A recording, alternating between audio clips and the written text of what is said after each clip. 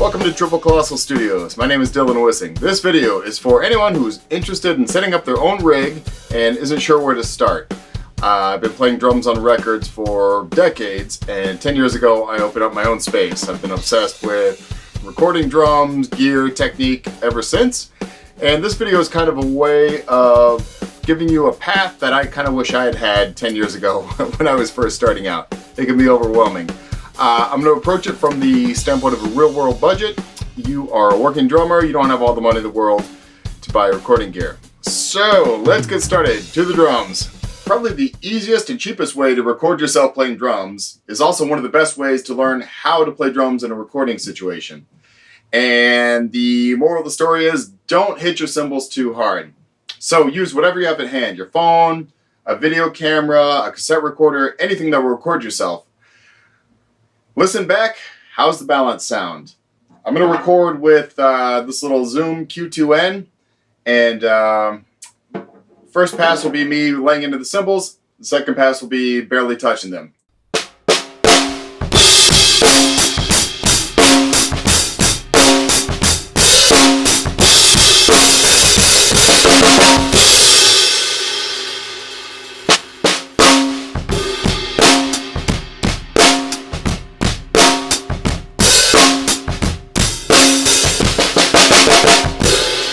I'm going to start talking about gear and some different gear that I would recommend and different stuff that I use. But at the end of the day, don't focus too much up on the gear. The gear is really, it's just a tool to help you make music. Alright, you're ready to start recording, moving beyond your phone or your camera or whatever. You're going to need some stuff. You're going to have to spend some money. You don't have to spend a fortune, but you're going to have to spend something. And you may be like me when I started. It's overwhelming how much stuff is out there. And it feels like more and more every day there's something new to look at. The good news is the technology is getting better and cheaper every day. So every year stuff gets more powerful and costs less. You're going to need some sort of program to record into, also called Digital Audio Workstation or DAW. You're going to need an interface which will capture the mic and connect it to the computer. You're going to need a microphone. And you're going to need a way to listen. I would suggest headphones. Digital Audio Workstation, or DAW, or the program that's going to record your stuff. If you have a computer, it probably came bundled with something already. GarageBand or something else like it. Before you spend any more money, just start there. Learn how that thing works. Learn how to make music into it, import loops into it, create music. Find some raw drum tracks, import those in, and just learn how the program works. That's going to be essential, because if you're going to be recording, you're going to have to know how to do this stuff. When I started my own recording, 10 years ago, I went straight to Logic, and I've been there ever since. It's been great.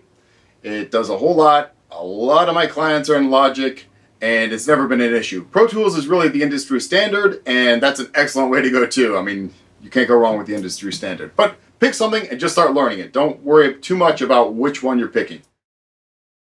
Audio interface. That's the little device that's going to capture the microphones and get them into your computer.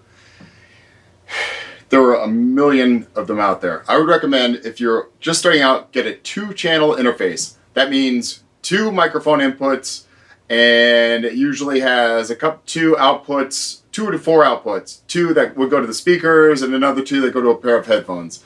Some of them might have 2 headphone outputs or different things. There are a whole bunch of them out there. RME makes the baby face, Universal Audio makes an Apollo, Focusrite, Apogee, Audient. There are a bunch, and I don't know which one to tell you. I would just say, try to find one that fits your budget. You can get them really cheaply, really cheaply. My first was a Mackie Blackjack that I think was 99 bucks, and it worked. I could record drums with it. If you're going to record drums, you need a microphone. If you only have one microphone to record drums, get a Shure SM57.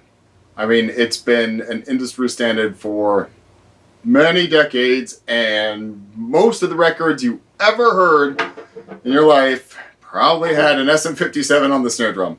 You can use them on the snare, the toms. I've used them as overheads, used them as room mics, use them anywhere.